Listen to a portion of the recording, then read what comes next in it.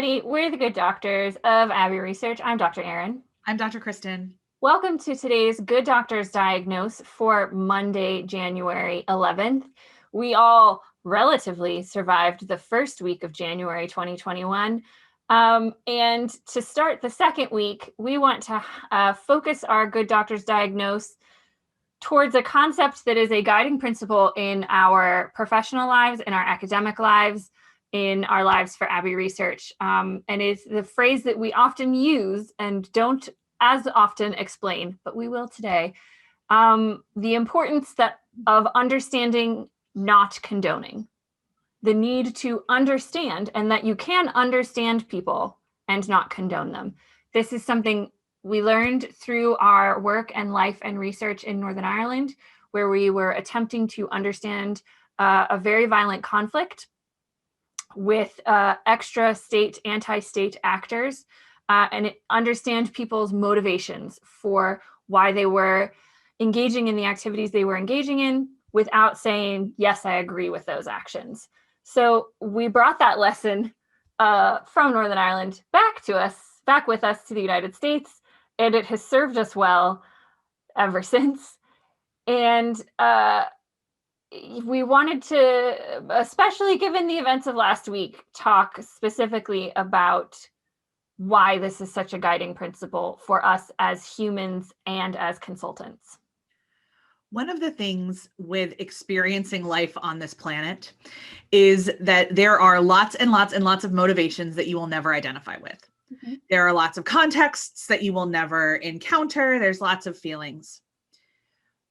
By not seeking to understand at all where someone is coming from, we maintain barriers between each other, because no progress can be made in any sort of building of a community together without respecting, on a certain level, or at least knowing other people's motivations. None of us are mind readers, but we all expect other people to be. Mm. And we all put our assumptions about the planet onto other people. So if someone behaved a certain way, let's say, use an example. So if Erin and I are going out to dinner and we are sitting at the same restaurant, and my thought is I only order the bread if I don't feel like spending a whole lot of money. Like, that's the only time I ever ask for bread. And then Erin asks for bread. I'm going to assume, unless I know Erin really well, that she's not looking to spend a whole lot of money on dinner, that that's what she's looking for bread. Now, if the situation will reverse, Erin would know that I always ask for the bread because bread is generally my favorite part of a meal. And that I like to eat less in the restaurant and take home a doggy bag. But she could have assumed that I didn't have the money. There's all these kind of things. That's an innocuous example. It's really tiny, but it happens 4,000 to 5,000 times a day. And when it gets to bigger matters of use of tone of voice, of use of slang, or how we joke with people, our deployment of sarcasm, it can be much more destructive. And so understanding people's points of view, their values, understanding why they make the decisions that they make is essential to doing life with people. Now, the people that you live with and love and are close friends with, you probably know all of this without even trying or thinking about it. You're thinking right now of that aunt who posts the things on Facebook and it drives you nuts. But you know why they do it. You know why they believe the things they believe. But you've done this with a lot of other people. The issue is that we need to do it with strangers. Mm-hmm. Just as much as with people that we love. And that's the gift that Northern Ireland gave us. People talk in Northern Ireland as though there are two sides to the conflict. We would argue that there are at least 45. And that's probably a conservative number. In totality, I've seen a lot of graphs. There are probably 10 distinct points of view that people could broadly fall into and how they handle that emotionally those 30 years. But that's still a whole lot more than two. And within those breakdowns, there are lots of different motivations, lots of different reasons why people came to the conclusions and the actions that they came to. And we can't do anything different than we've already been doing until we understand each other enough to create a new path forward. Yeah, and for me, what came to mind while you were talking about all of the ways that we treat other people and the way that we know and don't know other people, fundamentally it comes down to moving forward with empathy. Yes. And we spend a lot of time at Abbey Research talking about empathy and emotional intelligence.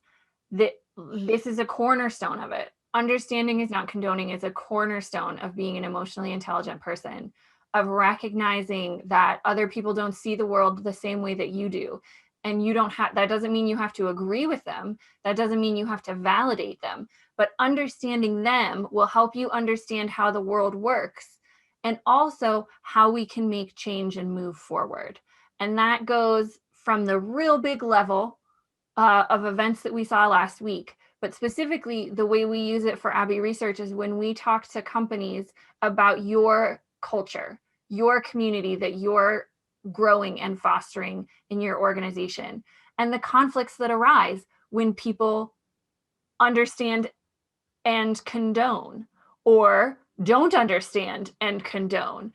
And you can think it might be a really small issue of people not understanding each other or not understanding motivations, but it can lead to a very big conflict and it can do a lot of damage to the community that you are building in your office.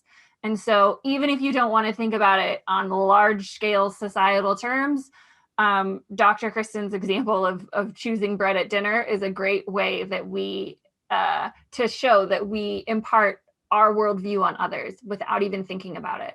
And you're doing it at work, you're doing it as a leader or manager, your people are doing it with each other, and you have to name it for what it is and recognize it and have conversations about it so that you can change that, so that you don't end up having a large scale office conflict over whose job it is to clean out the coffee machine. And we've seen it.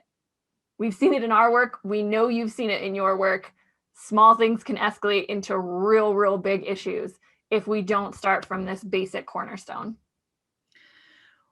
We believe that this is one of the most important elements of doing life with other people, professionally and personally. I hope you can hear that in how we have explained it and the enthusiasm with which we have communicated it.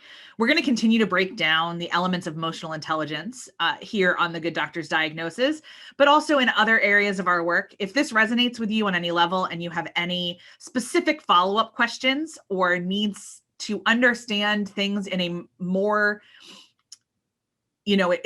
that you want to explain your situation and ask us how you could understand and not condone. Good news, we love to help, and getting in touch with us is as easy as all the links in our show notes. That's all for this Monday. We'll see you again on Wednesday with another quick thought in our Good Doctor's Diagnose. Take care. Bye.